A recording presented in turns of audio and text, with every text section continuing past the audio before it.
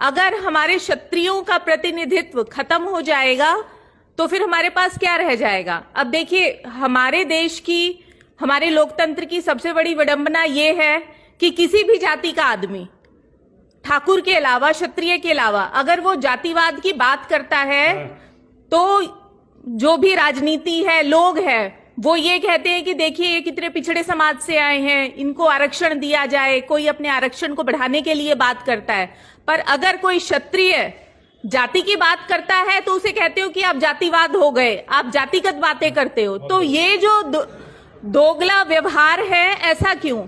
हम आज तक, इतिहास गवाह है कि कभी भी क्षत्रिय आरक्षण के लिए रेल की पटरियों पे नहीं बैठा।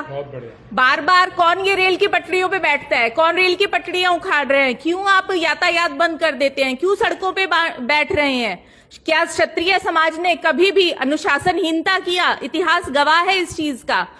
ये हमारे डीएनए में है।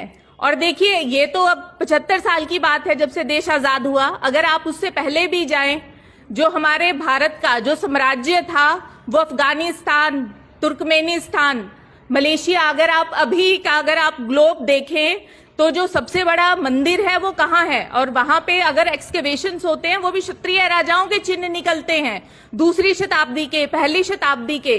तो कहने का तात्पर्य यह है कि जब तक क्षत्रिय मजबूत था तो देश भी मजबूत था, और जब से क्षत्रिय कमजोर होता चला गया, ये जो आपसी लालच के लिए विभिन्न जातियों के, मैं उस चीज की डिटेलिंग में नहीं जाऊंगी, तभी से इस देश का विघटन हुआ। और आजादी के बाद भी जो है वो विघटन होता ही चला आ रहा है। तो अब ये जरूरत है कि हम जागरूक हों, और युवा जागरूक होगा तभी देश जागरूक होगा, क्योंकि क्षत्रिय मजबूत होगा, सिर्फ तभी देश मजबूत होगा।